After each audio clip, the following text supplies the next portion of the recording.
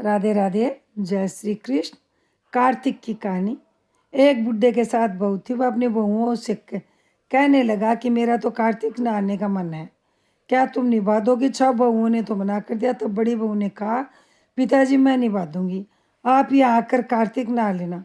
बुढ़ा हर रोज सुबह उठता और बहू पानी की बाल्टी रखती और धोती रखती। बुढ़ा नहा लेता, फिर अपनी धोती धो के सुखा देता।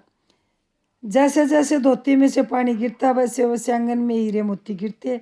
यह देखकर 6 बहू कहने लगी, पिताजी आप हमारे यहाँ नहा लेना। तब बुढ़ा कहने, ठीक है भाई, मैं तो तुम्हारे यहाँ नहा लूँगा। सो अगली सुबह बुढ़े ने जब नहाने के लिए गया तो ना किसी ने बाल्टी रखी ना धोती रखी। जैसे तैसे करके बुढ़ा नहा लिया और आंगन में अपनी धोती सुखाई तो उसमें हीरे मोती नहीं गिरे। तो सारी बहुएं कहने लगी, उसके यहाँ तो आप धोती सुखाते हो तो हीरे मोती गिरते हैं, हमारे यहाँ कीचड़, हमारे यहाँ तो तुम पाप से नहाते हो, आप उनके यहाँ ही नहा लिया करो। अब बूढ़ा फिर बड़ी बहू के यहाँ नहाने लग गया। रोज सुबह धोती सुखाता है, हीरे मोती गिरते। इस प्रकार कार्तिक का महीना समाप्त होने को हुआ। उसे चिंता होने लगी। बड़ी बहू से ने पूछा, पिताजी अब किस बात की चिंता? तो बुढ़े ने कहा, बहू मेरा कार्तिक महीना समाप्त होने को आया और मेरा मन है कि मैं एक दिन सब परिवार वालों को खाने पे बुलाऊं। तब बहू बोली, इसमें चिंता की क्या बात है, आप सब परिवार वालों को खाने का न्योता दे आओ।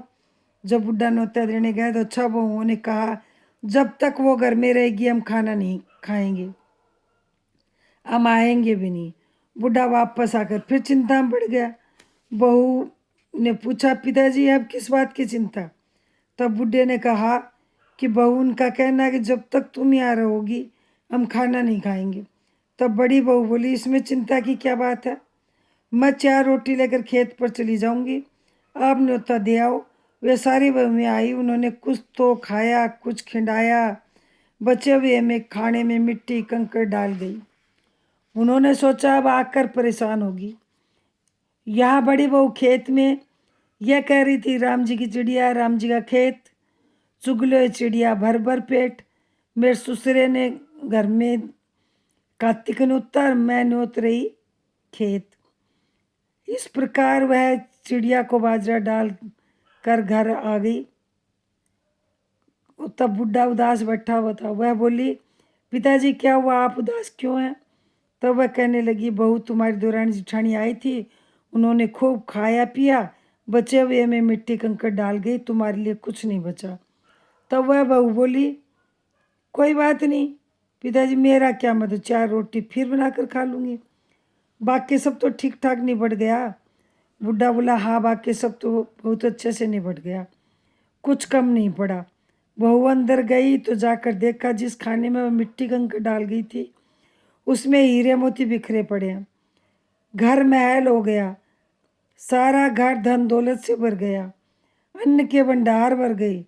तब उसने ससुर से कहा, पिताजी आप तो कह रहे थे मेरे लिए कुछ नहीं है, मेरा घर तो हीरे मोतियों से भरा पड़ा है, जहाँ देखो यहाँ धनी की दौलत की बरसात हो रही है, अन्न के भंडार भरे हुए हैं, घर महल बन गया।